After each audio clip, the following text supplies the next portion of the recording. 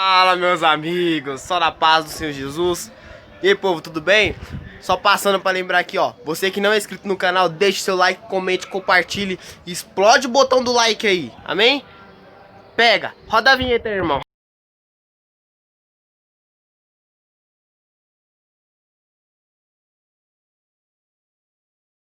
Irmãos, voltei, a paz do Senhor Jesus a todos vocês. Meus irmãos, eu estou aqui num local diferente, eu estou aqui na laje do meu tio, né, mas porque meu tio está construindo, ó. Se vocês olharem atentamente, vocês vão ver, ó.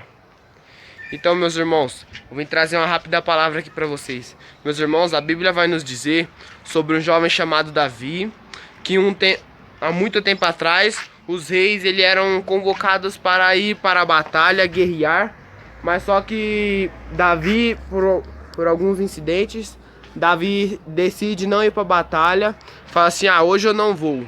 E nisso que ele não vai, ele sai à varanda do seu palácio para ver a guerra, para ver o povo guerrear. E nisso, quando ele saiu da sua varanda, ele olhou para o lado, ou em outras traduções da Bíblia, para baixo, ele viu uma mulher, cujo nome dela era Batseba. Acho que é Batseba mesmo, ou Então, aí ele viu essa mulher, aí conforme ele foi olhando, no coração dele desejou ter aquela mulher. E Davi, pelo mais que eu entenda, ele era um homem segundo ao coração de Deus.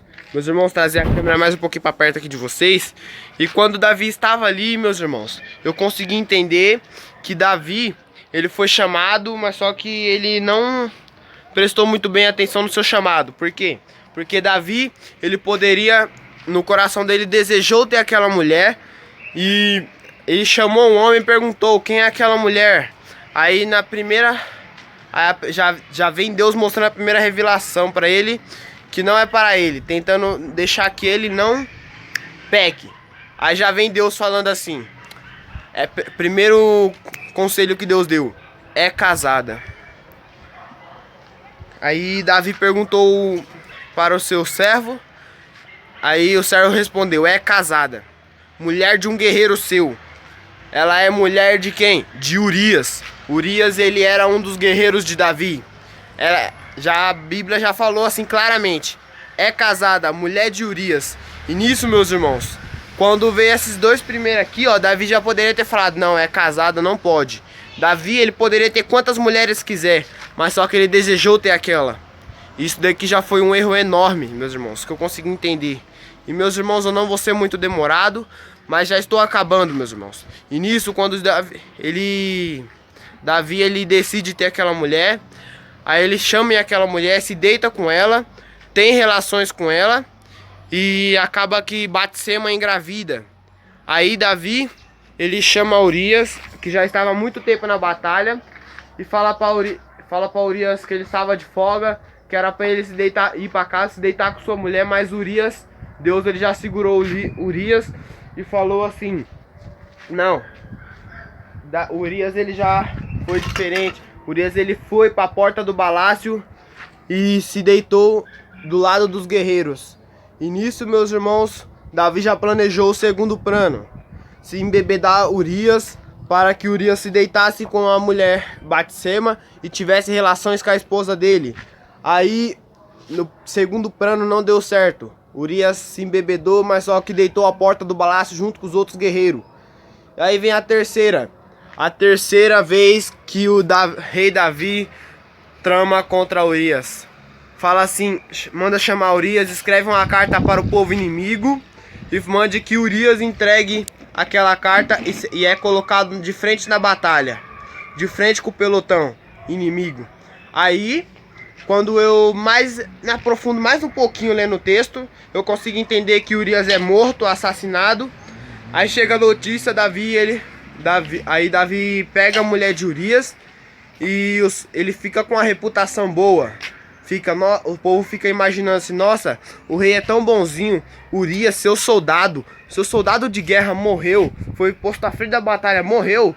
Davi ele foi tão bonzinho que ele pegou a mulher de Urias e colocou em seus braços para segurar e para não deixar que o filho dela viesse morrer.